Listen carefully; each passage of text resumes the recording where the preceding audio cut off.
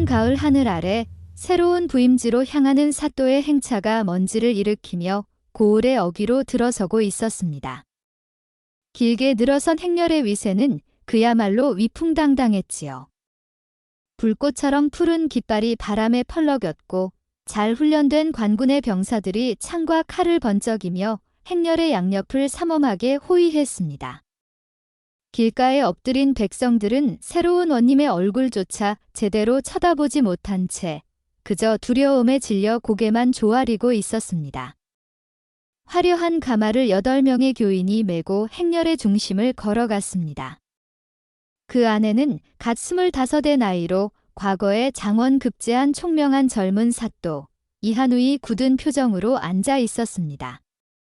임금의 총애를 한 몸에 받고 첫 부임지로 이곳에 오게 된 그의 가슴은 백성을 위한 정치를 펼치겠다는 뜨거운 이상과 열정으로 가득 차 있었습니다.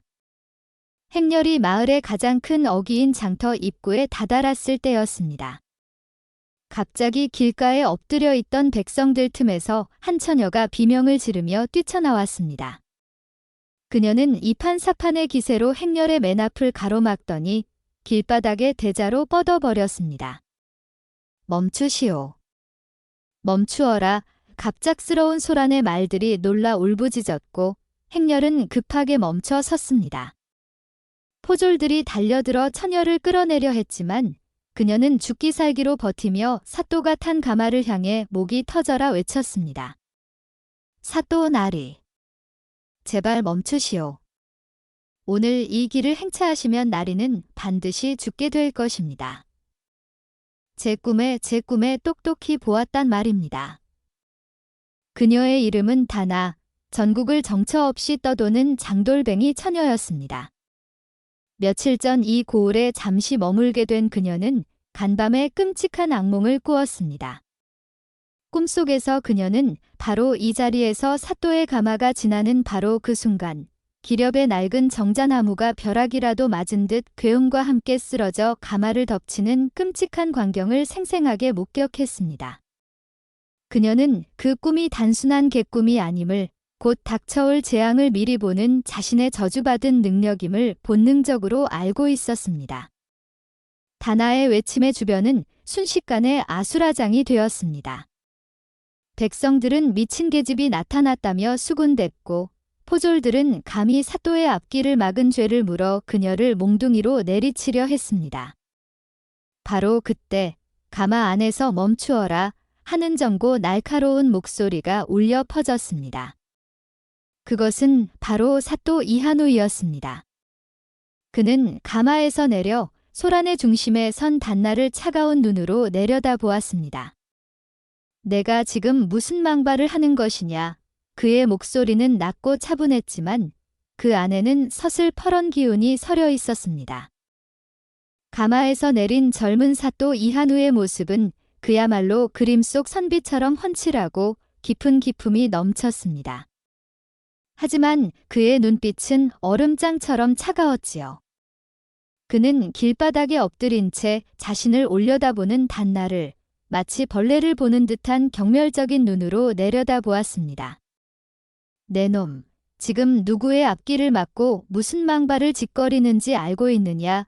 다나는 그의 위압감에 눌려 잠시 숨을 삼켰지만 이내 용기를 내어 다시 한번 호소했습니다. 망발이 아니옵니다. 나리. 제발 제 말을 믿어주십시오. 저기 저 낡은 정자나무가 곧 쓰러져 나리의 목숨을 앗아갈 것입니다. 제 꿈은 단 한 번도 틀린 적이 없나이다. 그녀는 손가락으로 길가에 위태롭게 서 있는 거대한 고목을 가리켰습니다. 수백 년은 되었을 법한 그 나무는 겉보기에는 멀쩡했지만 속은 이미 썩어 문드러져 있는 듯 보였습니다. 하지만 이한우는 그녀의 말을 콧방귀로도 듣지 않았습니다. 그는 성균관에서 경서를 통달하고 오직 이성과 합리만을 신봉하는 학자 출신이었습니다. 꿈이니 예언이니 하는 미신에 가까운 이야기는 그에게 그저 어리석은 백성들을 현혹하는 요망한 망발에 불과했지요. 허튼 소리, 그는 단호하게 외쳤습니다. 나라의 법도는 꿈이 아니라 명백한 이치와 이성으로 세우는 것이다. 허무맹랑한 꿈 때문에 새로 부임하는 사또의 첫 행차를 멈출 수는 없는 노릇이다. 그는 옆에 있던 박포교에게 명했습니다. 저 미친 계집을 당장 끌어내어 관아에 오게 가두어라. 사또의 행차를 방해한 죄를 엄히 문책할 것이다.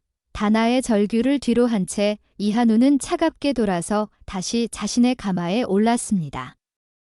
그는 이번 소동을 새로운 사또의 기강을 시험하려는 불순한 세력의 소행이거나 혹은 그저 정신나간 계집의 해프닝 정도로 치부해버렸습니다. 그는 교인에게 져서 행차를 계속하라고 고했습니다. 포졸들에게 억눌린 채 끌려가던 다나는 절망적인 눈으로 멀어져가는 사또의 가마를 바라보았습니다. 어리석은 사람, 고집센 사람, 그녀는 자신의 경고를 무시한 젊은 사또의 운명이 이제는 하늘에 맡겨졌음을 직감했습니다. 그녀가 할 수 있는 일은 이제 아무것도 없었습니다. 그녀는 차가운 관아에 옥에 갇히는 신세가 되었고 그녀의 진심 어린 예언은 그저 미친 계집의 망발이 되어 흩어지고 말았습니다. 이한우의 행렬은 소란이 있었던 장터 입구를 지나 다시 위풍당당하게 나아가기 시작했습니다. 이한우는 가마 안에서 눈을 감고 방금 전 불미스러운 일을 애써 머릿속에서 지우려 했습니다. 그의 마음은 온통 앞으로 이 고을을 어떻게 다스릴 것인가에 대한 원대한 포부로 가득 차 있었습니다. 행렬이 한참을 나아가 마을 외곽의 작은 계곡을 가로지르는 낡은 나무다리에 이르렀을 때였습니다. 다리는 꽤 오래되어 보였고 몇몇 나무 판자는 썩어 위태로워 보였지만 사람 몇이 건너기에는 무리가 없어 보였습니다.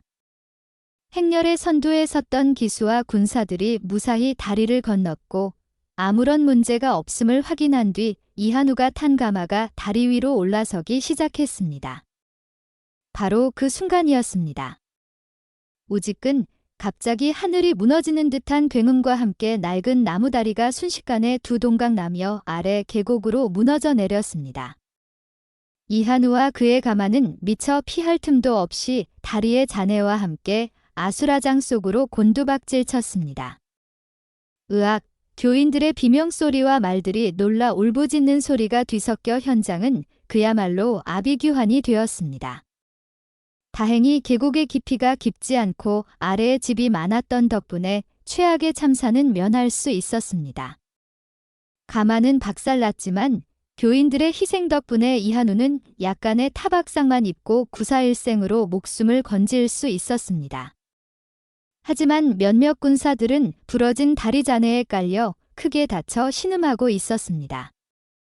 흙먼지 투성이가 된 채 부하들의 부축을 받고 일어선 이한우는 눈앞의 처참한 광경을 망연히 바라보았습니다. 그의 온몸은 공포와 충격으로 떨리고 있었습니다. 그리고 그의 뇌리를 스쳐 지나가는 한 처녀의 절규. 오늘 이 길을 가면 사또나리는 반드시 죽게 될 것입니다. 물론 그녀가 예언한 것은 쓰러지는 정자나무였지 무너지는 다리는 아니었습니다. 하지만 오늘 이 길에서 사또가 죽을 뻔한 사고가 일어난 것은 명백한 사실이었습니다. 장소는 달랐지만 그녀의 악몽 같은 예언은 소름 끼치도록 정확하게 실현된 것입니다. 만약 계곡이 조금만 더 깊었더라면 혹은 가마가 바위 위로 떨어졌더라면 자신은 지금쯤 싸늘한 시신이 되어 있었을 것입니다. 이한우는 온몸에 소름이 돋는 것을 느꼈습니다. 그는 더 이상 그 처녀의 말을 미친 계집의 망발로 치부할 수 없었습니다. 그의 이성적인 세계관이 이해할 수 없는 거대한 현상 앞에서 송두리째 흔들리기 시작했습니다. 그는 박포교를 불러 떨리는 목소리로 명했습니다. 관아로 돌아가는 즉시 옥에 갇힌 그 계집을 나에게 데려오라. 그날 밤 사또의 집무실에는 무거운 침묵이 흘렀습니다. 이한우는 촛불 아래 낮에 사고 보고서를 몇 번이고 다시 읽어보았지만 글자들이 눈에 들어오지 않았습니다. 그의 머릿속은 온통 그 신비한 장돌뱅이 처녀에 대한 생각으로 가득 차 있었습니다. 얼마 후 박포교가 단나를 데리고 들어왔습니다. 옥에 갇혀 있었음에도 불구하고 다나의 눈빛은 조금도 위축되지 않고 오히려 모든 것을 체념한 듯 담담했습니다. 그녀는 묵묵히 사또의 앞에 엎드렸습니다. 너는 대체 누구냐? 오늘 일어날 일을 어찌 미리 알았던 것이냐?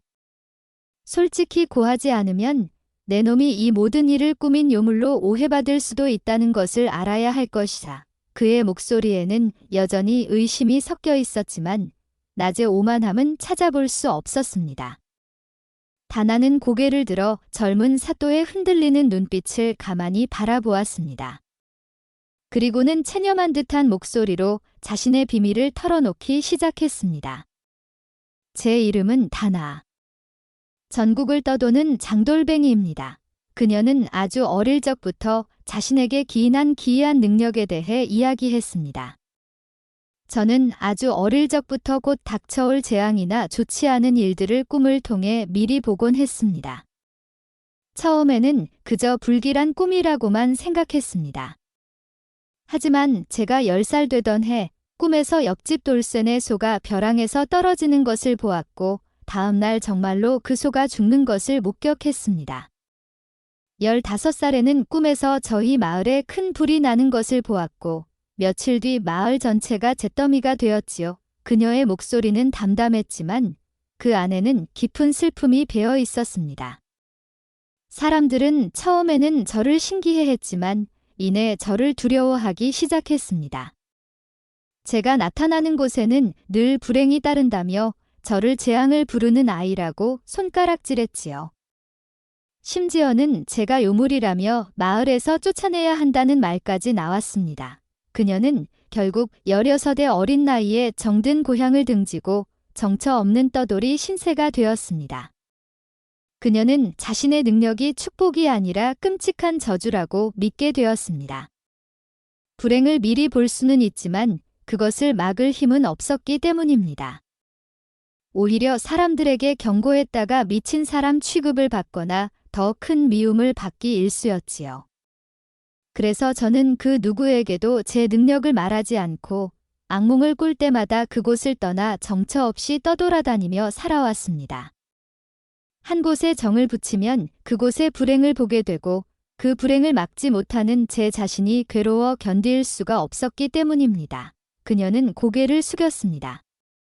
오늘 사또의 앞을 맞아선 것은 제 평생 처음으로 외면하지 않고 용기를 낸 것이었지만 결국 또다시 미친 계집 취급을 받고 옥에 갇혔을 뿐이라고 말했습니다.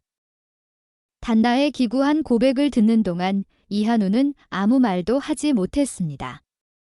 그의 머릿속은 극심한 혼란에 휩싸여 있었습니다. 이성적으로는 도저히 믿을 수 없는 이야기였지만 오늘 낮에 겪었던 끔찍한 사고와 눈앞에서 담담히 자신의 저주받은 운명을 이야기하는 처녀의 슬픈 눈빛이 그의 이성을 계속해서 흔들고 있었습니다. 만약 이 처녀의 말이 모두 사실이라면 그는 생각했습니다. 만약 미래의 재앙을 미리 볼 수 있는 능력이 정말로 존재한다면 그것은 저주가 아니라 수많은 백성의 목숨을 구할 수 있는 하늘의 선물이 될 수도 있지 않을까? 그의 마음속에서 관료로서의 냉철한 판단력과 백성을 아끼는 뜨거운 마음이 팽팽하게 맞서고 있었습니다. 한참의 침묵 끝에 이한우는 마침내 결정을 내렸습니다. 그는 위험한 도박을 하기로 마음먹었습니다. 좋다, 그가 말했습니다. 내 말을 완전히 믿는 것은 아니다. 하지만 오늘 낮의 일을 생각해서 내게 기회를 한 번 주겠다. 그는 자리에서 일어나 옥에 갇힌 죄수가 아닌 한 사람의 인격체로서 단나의 눈을 마주보며 말했습니다. 너는 지금 당장 옥에서 풀려날 것이다. 그리고 앞으로 관아에 머물며 나의 곁에서 지내도록 하라. 그의 파격적인 제안에 단나는 물론이고 옆에 서 있던 박포교까지 깜짝 놀라 눈이 휘둥그레졌습니다. 사또 나리, 어찌 그런... 이한우는 손을 들어 박포교의 말을 막았습니다. 나는 내 능력이 참인지 거짓인지 내 눈으로 직접 확인해야겠다. 앞으로 내가 꾸는 모든 꿈을 빠짐없이 내게 고하도록 하라. 만약 내 능력이 참으로 증명된다면 나는 너의 그 능력을 너 개인의 불행을 점치는 데 쓰는 것이 아니라 이 고을의 백성들을 재앙으로부터 지키는 데 쓸 것이다. 그는 단나에게 한 걸음 더 다가섰습니다. 그의 눈빛은 진지하고도 간절했지요. 그러니 나의 눈이 되어 주시오, 단나. 그대가 보는 것을 내게 알려준다면 내가 가진 모든 힘과 지혜를 동원하여 그대가 보는 그 불행을 막아낼 것이요. 그대의 저주를 우리가 함께 희망으로 바꾸어 봅시다. 그날부터 단나는 관아의 후미진 별채에 머물게 되었습니다. 그녀는 더 이상 죄수가 아니었지만 그렇다고 자유로운 몸도 아니었습니다. 그녀는 사또 이한우의 비밀스러운 눈이 되어 오직 그에게만 자신의 꿈 이야기를 전해야 했습니다. 처음 며칠 동안은 다행인지 불행인지 아무런 악몽도 꾸지 않았습니다. 단나는 이대로 평온한 날들이 계속되기를, 자신의 능력이 영원히 잠들어 버리기를 남몰래 기도했지요. 하지만 그녀의 바람과는 달리 며칠 뒤 새벽녘, 그녀는 또다시 끔찍한 악몽을 꾸고 비명을 지르며 잠에서 깨어났습니다. 온몸은 식은땀에 젖어 있었고 심장은 미친 듯이 뛰고 있었습니다.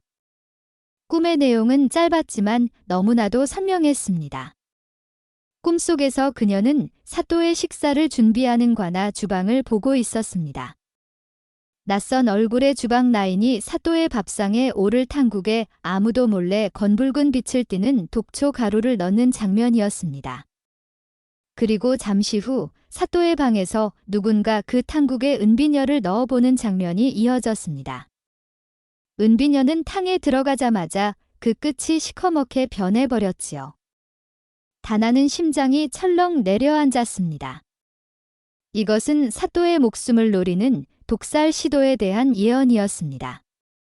그녀는 날이 밝자마자 잠도 덜 깬 헝클어진 모습으로 이한우의 집무실로 달려갔습니다. 나리. 큰일 났습니다.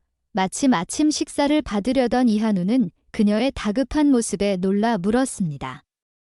무슨 일이냐? 또 꿈이라도 꾼 것이냐? 예. 오늘 아침 나리의 수라상에 독이 들어갈 것입니다. 탕국에 독초가 들어갈 것이니 절대 드셔서는 아니 됩니다. 단나의 말에 옆에 있던 박포교는 또 허튼 소리를 한다며 그녀를 제지하려 했습니다. 하지만 이한우의 표정은 심각했습니다.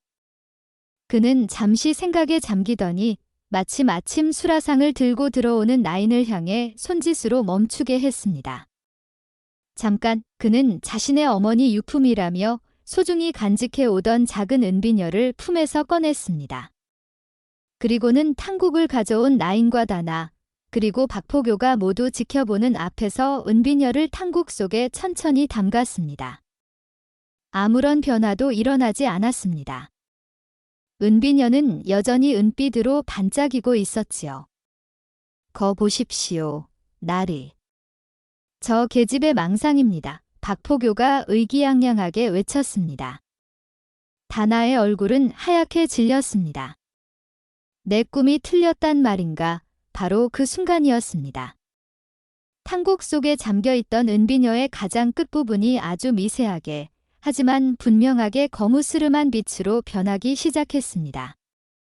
마치 먹물이 물에 번지듯 검은 기운은 비녀를 타고 서서히 위로 올라오고 있었습니다.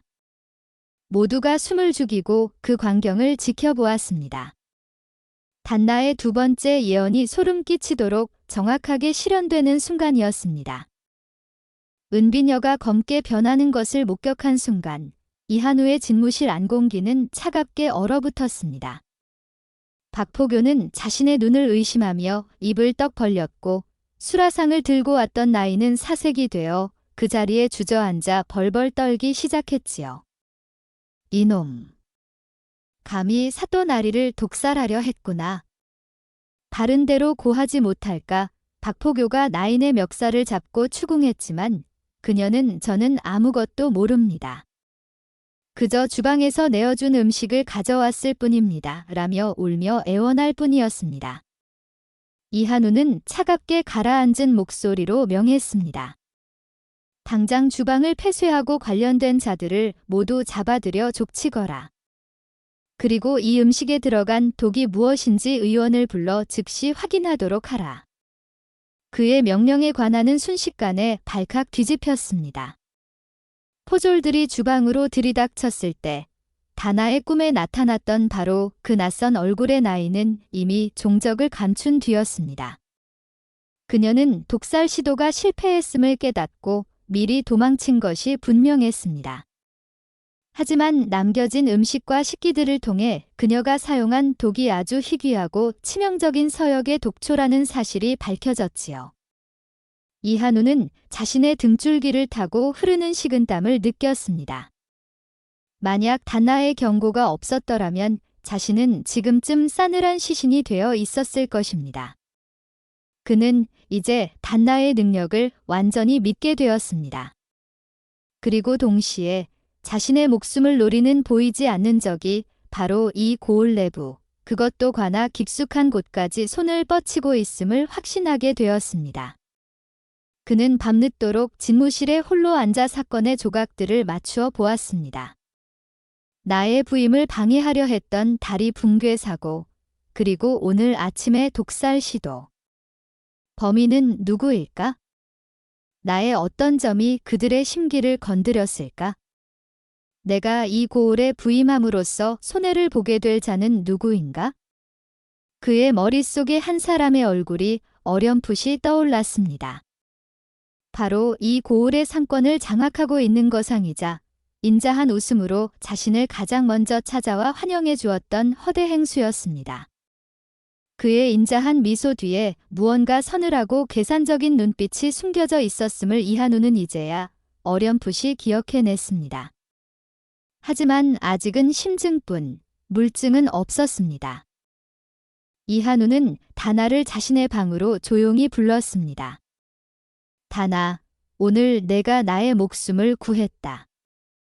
고맙다. 그는 처음으로 그녀에게 진심 어린 감사를 표했습니다. 그리고는 어느 때보다 진지한 표정으로 그녀에게 말했지요. 우리의 보이지 않는 적은 생각보다 더 깊고 잔인한 자인 것 같다. 이제부터는 너와 나, 둘만의 싸움이다. 독살 시도가 실패했다는 소식은 그날 밤 허대 행수의 귀에도 들어갔습니다. 그는 자신의 비밀스러운 사랑채에서 신복으로부터 보고를 받으며 차를 마시고 있었지요. 그의 얼굴은 평소처럼 인자한 미소를 띠고 있었지만 그의 눈빛은 뱀처럼 차갑고 섬뜩하게 빛나고 있었습니다. 실패했단 말이냐? 송구하옵니다. 나리. 사또가 갑자기 음식에 은비녀를 넣어보는 바람에 심어두었던 계집은 이미 멀리 도망치게 하였사옵니다. 이 어리석은 것, 허대 행수는 차잔을 내려놓으며 혀를 찼습니다. 그의 계획은 완벽했습니다. 새로 부임한 절이고 이상주의적인 사또는 분명 자신이 수십 년간 쌓아온 비리의 탑을 위협할 존재였습니다. 그는 싹수가 보일 때 잘라버려야 한다고 판단했지요. 처음에는 다리 붕괴 사고로 위장하여 처리하려 했지만 실패했고, 그래서 더 확실한 독살을 시도했던 것입니다. 대체 어디서부터 잘못된 것일까? 젊은 놈이 용케도 독이 들었음을 알아챘구나.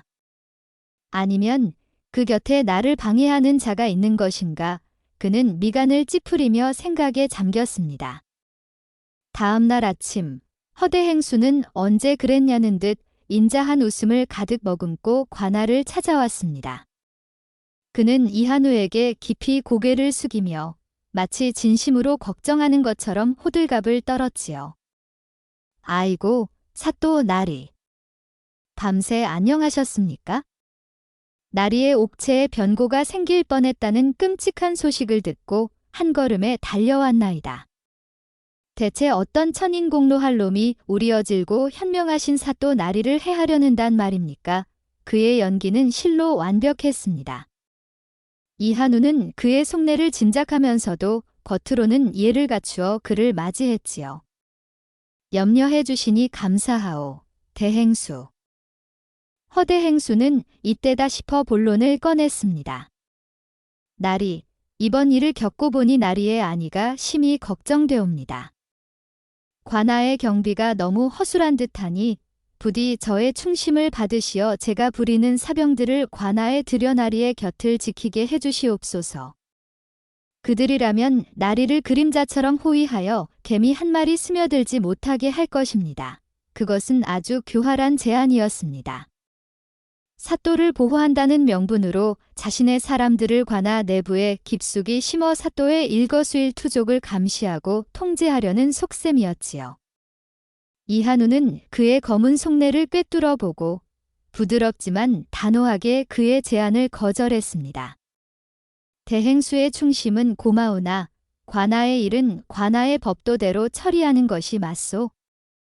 백성을 지켜야 할 사또가 일개 상인의 사병 뒤에 숨을 수는 없는 노릇이지. 나의 안심은 걱정하지 마시오. 허대 행수는 자신의 제안이 거절당하자 순간 얼굴이 굳었지만 이내 다시 인자한 미소를 지었습니다. 역시 사또 나리께서는 강단이 있으십니다. 알겠습니다. 그는 물러났지만 그의 눈에는 그렇다면 다음 수를 쓸 수밖에 하는 듯한 섬뜩한 살기가 스쳐 지나갔습니다. 허대 행수가 다녀간 후 관아에는 며칠간 평온이 찾아왔습니다. 하지만 그것은 폭풍전의 고요함과도 같았지요. 이한우는 밤낮으로 허대 행수의 비리를 뒤조사했지만 그 교활한 늙은이는 좀처럼 꼬리를 잡히지 않았습니다. 그러던 어느 날 밤, 다나는 또다시 악몽을 꾸었습니다. 이번 꿈은 이전보다 훨씬 더 길고 불길했습니다. 꿈속에서 그녀는 거대한 창고 안에 있었습니다. 창고 안에는 백성들이 내년 봄까지 먹어야 할 쌀가마니들이 산처럼 쌓여 있었지요. 그런데 갑자기 그 쌀가마니 더미에서 검은 연기가 피어오르더니 순식간에 시뻘건 불길이 치솟아 올랐습니다. 불길은 창고 전체를 집어삼킬 듯 맹렬하게 타올랐습니다. 그리고 그녀는 또 다른 기괴한 장면을 보았습니다. 불타는 창고 주변을 수천 마리의 시커먼 쥐떼가 득실거리며 맴돌고 있었습니다. 쥐들은 불을 피하는 것이 아니라 오히려 불길 주변을 맴돌며 찍찍거리는 소리를 내고 있었지요. 그 모습이 너무나도 기괴하고 섬뜩했습니다. 안 돼, 다나는 비명을 지르며 잠에서 깨어났습니다. 온몸은 식은땀으로 축축했고 코에서는 실제로 무언가 타는 듯한 매캐한 냄새가 나는 것 같았습니다. 그녀는 이번 꿈이 이전의 사고들보다 훨씬 더 크고 끔찍한 재앙을 예고하고 있음을 직감했습니다. 타오르는 쌀가마니는 명백히 관아의 양곡 창고에 불이 날 것이라는 경고였습니다. 백성들의 목숨줄과도 같은 양식이 잿더미가 될 위기에 처한 것입니다. 하지만 그녀를 더욱 혼란스럽게 만든 것은 쥐떼의 의미였습니다. 왜 하필 쥐떼였을까? 불과 쥐는 대체 무슨 연관이 있는 것일까? 그녀는 잠 못 이루고 그 연관성을 찾기 위해 머리를 쥐어짰습니다. 이 악몽의 조각들을 제대로 맞추지 못하면 엄청난 비극을 막을 수 없다는 불안감이 그녀의 온몸을 짓눌렀습니다. 다음 날 아침, 다나는 굳은 표정으로 이한우를 찾아가 간밤에 꾼 악몽에 대해 모두 털어놓았습니다. 나리. 큰일 났습니다. 관아의 양곡 창고에 곧 큰 불이 날 것입니다. 이한우는 그녀의 말을 듣고 표정이 심각하게 굳어졌습니다. 화재라, 그것이 사실이냐? 하지만 그것이 전부가 아닙니다. 저는 불타는 창고 주변을 맴도는 수많은 쥐떼도 함께 보았습니다. 이것이 대체 무엇을 의미하는지 도무지 알 수가 없습니다. 다나는 답답한 표정으로 고개를 저었습니다. 이한우 역시 쥐떼의 의미에 대해 골똘히 생각에 잠겼습니다. 그는 서고로가 역병과 재앙에 관한 온갖 서책들을 뒤져보았지만 화재와 쥐떼를 연결할 만한 단서를 찾을 수는 없었지요. 그때 묵묵히 생각에 잠겨있던 단나의 눈이 번쩍 뜨였습니다. 마치 흩어져 있던 구슬들이 한 줄에 꿰어지는 듯한 깨달음이 그녀의 머릿속을 스치고 지나간 것입니다. 나리. 알겠습니다. 쥐떼의 의미를 알겠습니다. 그녀는 흥분한 목소리로 외쳤습니다. 이한우와 박포교의 시선이 모두 그녀에게로 쏠렸지요. 쥐는 본래 곡식을 훔쳐먹는 동물이 아니옵니까? 그녀는 자신의 추리를 빠르게 설명하기 시작했습니다. 이것은 누군가 오랫동안 관아의 양곡을 몰래 빼돌려 왔다는 것을 의미하는 것입니다. 쌀가마니에 불을 지르려는 것은 단순히 백성들을 굶주리게 하려는 것뿐만 아니라 그동안의 모든 장부 조작과 횡령의 증거를 인멸하기 위한 수작인 것입니다. 그녀의 놀라운 추리에 이한우는 무릎을 탁 쳤습니다. 과연 그렇구나. 화재로 모든 것이 잿더미가 되면 얼마나 많은 양곡이 사라졌는지 누구도 확인할 수 없을 테니 범인은 바로 양곡 관리의 책임을 맡고 있는 자와 연관이 있을 것이다. 모든 것이 명확해졌습니다. 이것은 단순한 방화 사건이 아니라 고을의 근간을 뒤흔드는 거대한 비리 사건이었습니다. 그리고 그 배후에는 틀림없이 허대 행수가 자리하고 있을 터였습니다. 아, 내가 또 한 번 큰 공을 세웠다. 이한우는 그녀의 총명함에 감탄하며 즉시 박포교에게 명했습니다. 당장 양곡 창고의 모든 장부를 가져오고 창고지기를 비롯한 모든 관련자들을 잡아들여 신문하도록 하라. 그리고 창고의 경비를 2배로 강화하고 단 한 쌀이라도 외부로 나가지 못하도록 철통같이 지키거라. 이한우의 명이 떨어지자 관아는 즉시 분주하게 움직였습니다. 박포교는 포졸들을 이끌고 양곡 창고로 달려가 창고지기와 인부들을 모두 잡아들여 신문을 시작했지요. 이한우는 직접 서고로가 장부와 실제 재고를 일일이 대조하며 비리의 흔적을 찾으려 애썼습니다. 하지만 범인은 생각보다 훨씬 더 치밀했습니다. 장부는 한치의 오차도 없이 완벽하게 정리되어 있었고 잡아들인 창고지기와 인부들은 하나같이 입을 다물고 아무것도 모른다는 말만 되풀이할 뿐이었습니다. 그들 뒤에 허대행수라는 거대한 배후가 버티고 있으니 섣불리 입을 열 수 없었던 것입니다. 이한우와 다나는 며칠 밤낮으로 장부를 파고들었지만 결정적인 증거를 찾아내지 못했습니다. 시간은 속절없이 흘러갔고 창고의 경비는 날이 갈수록 느슨해지기 시작했지요. 이한우 역시 단나의 꿈이 이번에는 틀렸던 것은 아닐까? 혹은 자신이 너무 성급하게 판단했던 것은 아닐까 하는 의심이 들기 시작했습니다. 그가 잠시 방심한 바로 그 순간 비극은 현실이 되고야 말았습니다. 그날 밤 비상사태를 알리는 다급한 종소리가 울려 퍼졌습니다. 불이다. 양곡 창고에 불이 났다. 이한우와 단나가 놀라 달려가 보았을 때 양곡 창고는 이미 거대한 화염에 휩싸여 있었습니다. 거대한 불길이 밤하늘을 집어삼킬 듯 맹렬하게 타올랐고 쌀이 타는 매캐한 연기가 사방에 진동했지요. 관아의 모든 인원이 동원되어 불을 끄려 애썼지만 한 번 불붙은 불의 기세는 너무나도 거세어 속수무책이었습니다. 결국 불길은 다음날 아침이 되어서야 겨우 잡혔습니다. 하지만 백성들의 겨울 양식이 보관되어 있던 거대한 창고는 흉물스러운 잿더미와 검은 기둥만 남긴 채 완전히 소실된 후였습니다. 백성들의 목숨줄이 하룻밤 사이에 모두 잿더미로 변해버린 것입니다. 이 소식이 전해지자 고을의 민심은 흉흉해지기 시작했습니다. 그리고 바로 그때 기다렸다는 듯이 허대 행수가 나타나 백성들을 선동하기 시작했습니다. 그는 불타버린 창고 앞에서 눈물을 흘리는 척 연기하며 외쳤지요. 여러분, 보시오. 점고 경험 없는 사또가 부임한 뒤로 우리 고을에 재앙이 끊이지 않고 있습니다. 다리가 무너지고 독살 시도가 일어나더니 이제는 우리 모두의 양식까지 잿더미가 되지 않았습니까? 이 모든 것은 사또가 부덕하기 때문입니다.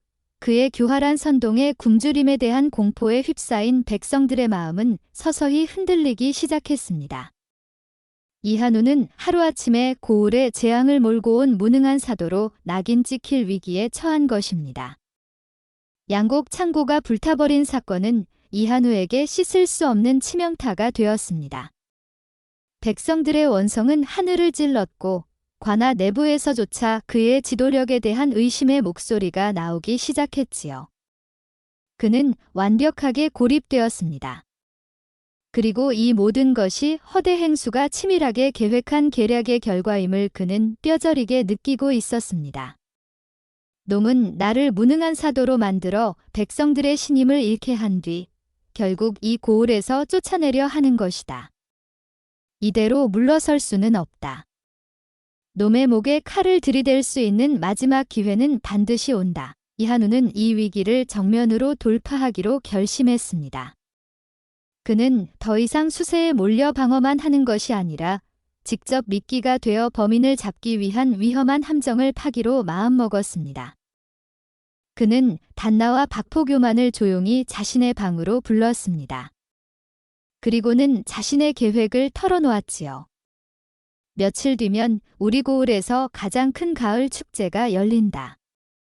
나는 그날 모든 경호를 물리치고 평복 차림으로 백성들과 어울려 축제를 즐기겠다고 공표할 것이다. 그의 말에 박포교가 기겁을 하며 말렸습니다. 날이 아니옵니다. 그것은 너무나도 위험한 일이옵니다. 범인이 그 기회를 놓칠 리가 없습니다. 바로 그것을 노리는 것이다. 이한우는 차분하게 말했습니다. 놈은 내가 완전히 무력해지는 그 순간을 반드시 노릴 것이다. 내가 스스로를 위험에 노출시켜야만 놈은 방심하고 모습을 드러내겠지. 그것이 우리가 놈을 잡을 수 있는 유일한 방법이다. 그것은 자신의 목숨을 거는 아슬아슬한 도박이었습니다. 다나는 불안한 눈으로 그를 바라보았습니다. 나리, 만약 제 꿈에 아무것도 보이지 않는다면 어찌 하시렵니까? 그렇다면 그것 또한 나의 운명이겠지. 이한우는 담담하게 말했습니다. 하지만 그의 눈은 다나를 향한 굳건한 믿음으로 빛나고 있었습니다. 아니, 나는 믿는다. 너의 눈이 반드시 우리에게 길을 보여줄 것이라고. 그러니 너는 오직 꿈에만 집중하도록 하라. 나머지는 내가 모두 준비하겠다. 다음 날 이한우의 공표대로 사또가 축제의 백성들과 함께하기 위해 모든 격식을 버리고 단출한 행차를 할 것이라는 방이 온 고을에 나붙었습니다. 허대 행수는 그 소식을 듣고 자신의 때가 왔음을 직감하며 회심의 미소를 지었습니다. 그는 이한우의 목숨을 끊을 마지막 자객을 준비하기 시작했습니다. 축제를 하루 앞둔 밤, 다나는 극도의 긴장감 속에서 잠이 들었습니다. 그녀의 어깨 위에는 이제 사또 이한우의 목숨이 달려 있었습니다. 그녀는 제발 꿈을 꾸게 해달라. 악몽이라도 좋으니 단서 하나만이라도 보게 해달라고 간절히 기도하며 잠을 청했습니다. 그날 밤, 그녀는 그녀의 생애에서 가장 길고 가장 선명하며 가장 끔찍한 악몽을 꾸었습니다. 꿈의 시작은 휘영청 밝은 보름달이었습니다. 달이 하늘 한가운데 자시를 알리며 높이 떠 있었지요. 그리고 장면이 바뀌어 마을에서 가장 높은 곳에 있는 종각의 모습이 보였습니다. 축제를 맞아 오색 연등이 아름답게 걸려 있었지만 그 분위기는 이상하게도 스산하고 불길했습니다. 그녀의 시선은 종각의 가장 높은 누각으로 향했습니다. 그곳 난간에 이한우 사또가 홀로 서서 마을의 야경을 내려다보고 있었습니다. 바로 그 순간 그의 등 뒤 어둠 속에서 검은 복면을 쓴 자 하나가 소리 없이 나타나 번쩍이는 단도를 그의 심장을 향해 내리꽂으려 했습니다. 안 돼. 단나가 비명을 지르려는 순간 꿈은 더욱 기괴한 장면을 보여주었습니다. 그녀는 자객의 복면 너머로 그의 눈을 보았습니다. 그리고 그 눈이 낮에 스쳐 지나갔던 허대 행수의 충직한 집사와 똑같다는 것을 깨달았지요. 그리고 마지막 장면, 종각이 아닌 허대 행수의 비밀스러운 사랑채였습니다. 그는 타오르는 화톡불 앞에 앉아 두꺼운 비단 장부 하나를 불 속에 던져 넣고 있었습니다. 장부가 불타며 그 안에 적힌 수많은 숫자와 이름들이 잿더미로 변해갔습니다.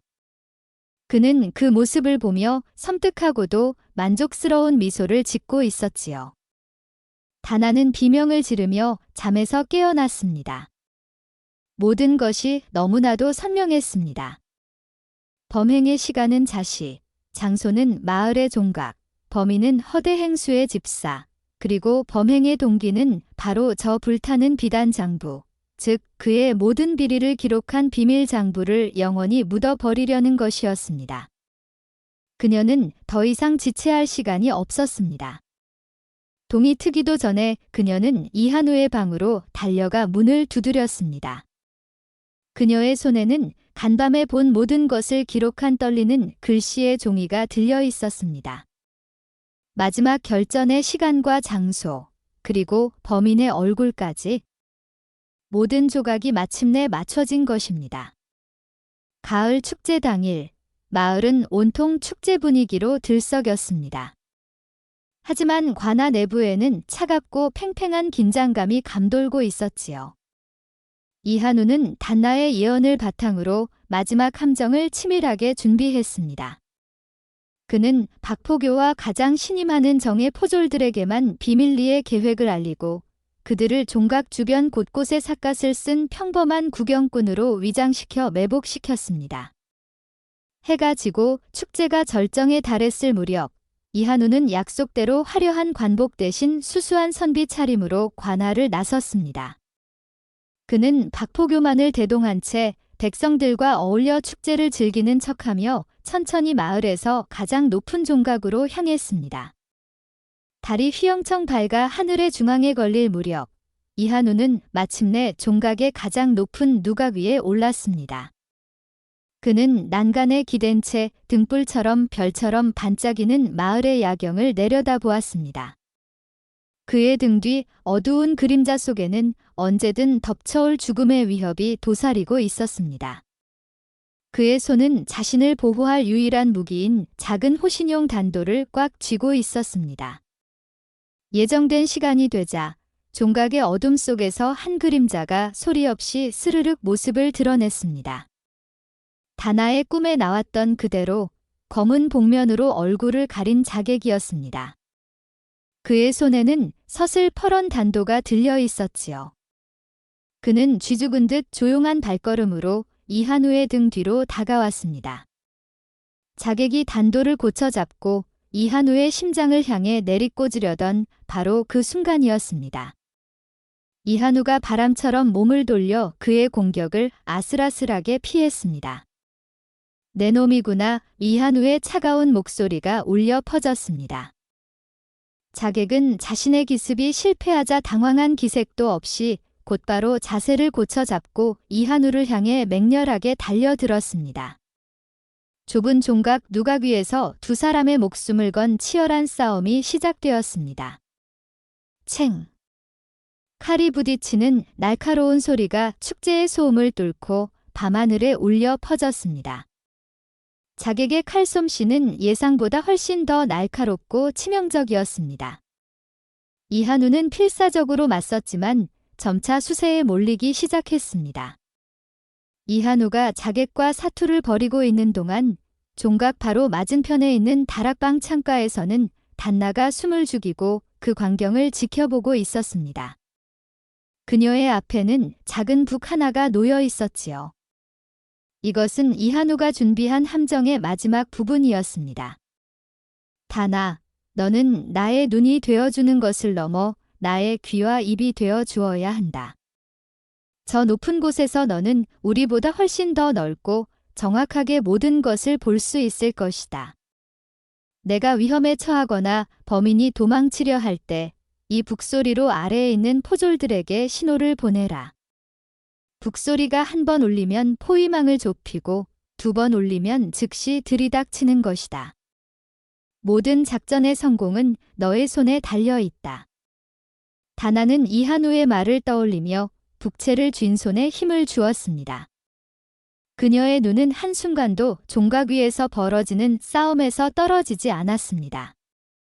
이한우가 검에 팔을 스쳐 피를 흘리는 순간 그녀의 심장은 철렁 내려앉았지만 그녀는 침착함을 잃지 않았습니다.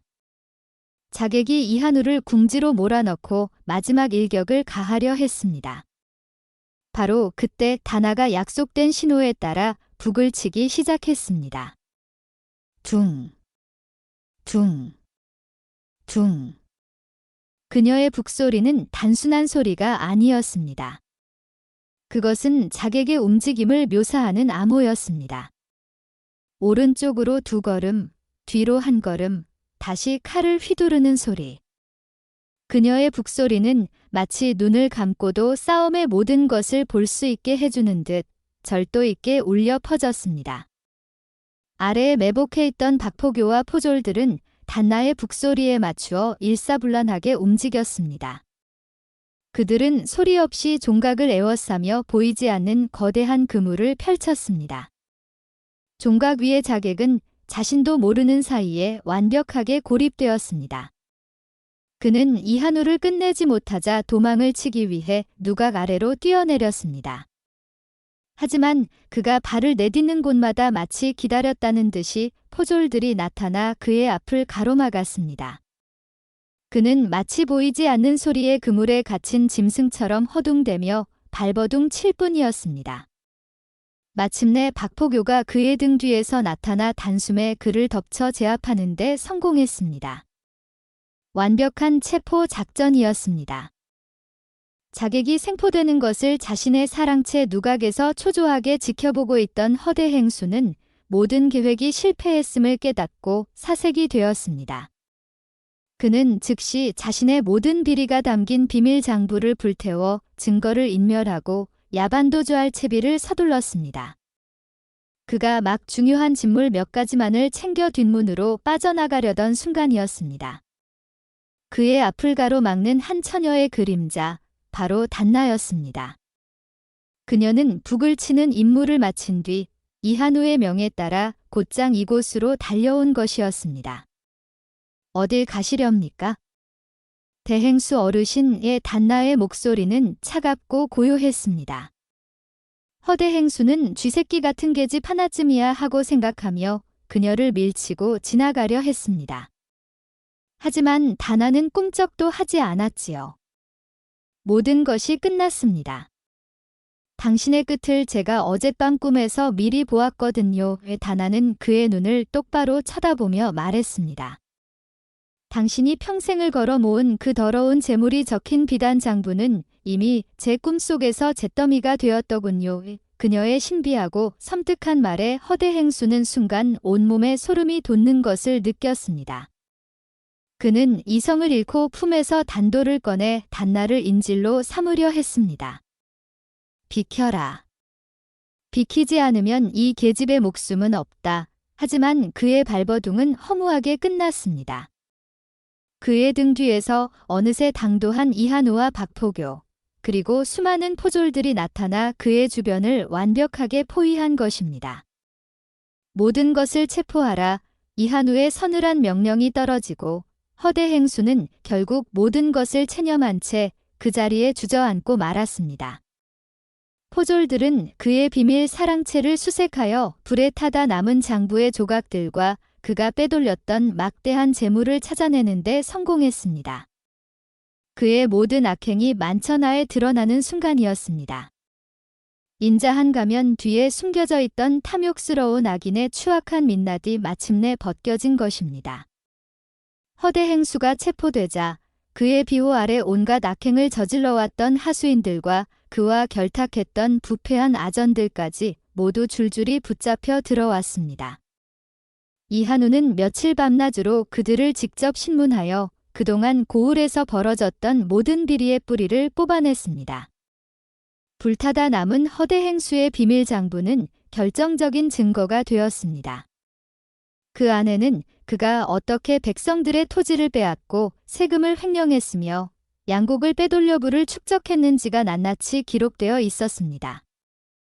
양곡 창고 화재 사건 역시 창고지기와 짜고 장부를 조작한 사실을 덮기 위해 그가 저지른 짓이었음이 밝혀졌지요. 모든 진실이 드러나자 고을의 백성들은 경악을 금치 못했습니다. 그리고 자신들을 구해준 젊은 사또 이한우와 신비한 처녀 다나에게 아낌없는 칭송과 감사를 보냈습니다. 고을에는 마침내 진정한 평화가 찾아왔습니다. 이한우는 허대 행수가 부당하게 빼앗았던 토지를 원래 주인들에게 모두 돌려주었고 횡령했던 세금을 이용해 불타버린 양곡 창고를 다시 짓고 굶주리는 백성들에게 쌀을 나누어 주었습니다.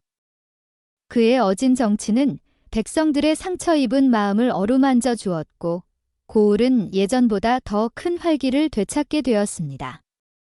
백성들은 특히 단나의 신비한 능력에 대해 이야기하며 그녀를 고을을 지키는 선녀 혹은 미래를 보는 보살이라 부르며 송했습니다. 그녀가 나타나 사또의 목숨을 구하고 거대한 악의 무리를 소탕했다는 이야기는 입에서 입으로 전해지며 어느새 전설이 되어가고 있었지요. 다나는 자신에게 쏟아지는 사람들의 관심과 칭송이 어색하고 낯설기만 했습니다. 그녀는 평생을 자신의 능력을 저주하며 사람들의 눈을 피해 살아왔기 때문입니다. 하지만 이제 사람들은 더 이상 그녀를 두려워하거나 손가락질하지 않았습니다. 오히려 그녀를 고마워하고 존경의 눈빛으로 바라보았습니다.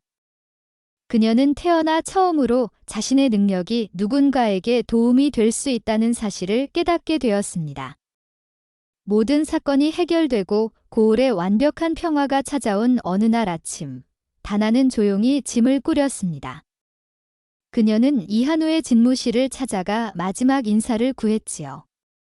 나리, 그동안 베풀어 주신 은혜에 감사드립니다. 이제 저는 제 갈 길을 가야겠습니다. 이한우는 그녀의 갑작스러운 이별 통보에 놀란 표정으로 물었습니다. 가다니, 어디로 가려는 것이냐? 이제 이곳이 너의 집이 아니더냐? 백성들도 모두 너를 존경하고 따르는데 다나는 씁쓸한 미소를 지으며 고개를 저었습니다. 아닙니다. 나리, 저는 장돌뱅이, 한 곳에 오래 머무를 수 없는 운명입니다. 저의 능력은 결국 불행을 부르는 능력입니다. 제가 머무는 곳에는 늘 크고 작은 재앙이 그림자처럼 따라붙을 것입니다. 더 이상 이 평화로운 고을에 저로 인한 불행의 씨앗을 남기고 싶지 않습니다. 그녀는 여전히 자신의 능력을 저주라고 믿고 있었습니다. 자신 때문에 벌어졌던 숱한 비극들이 그녀의 마음속에 깊은 상처로 남아 있었던 것입니다. 하지만 이한우의 생각은 달랐습니다. 그는 자리에서 일어나 떠나려는 다나의 앞을 막아섰습니다. 다나, 그는 처음으로 그녀의 이름을 다정하게 불렀습니다.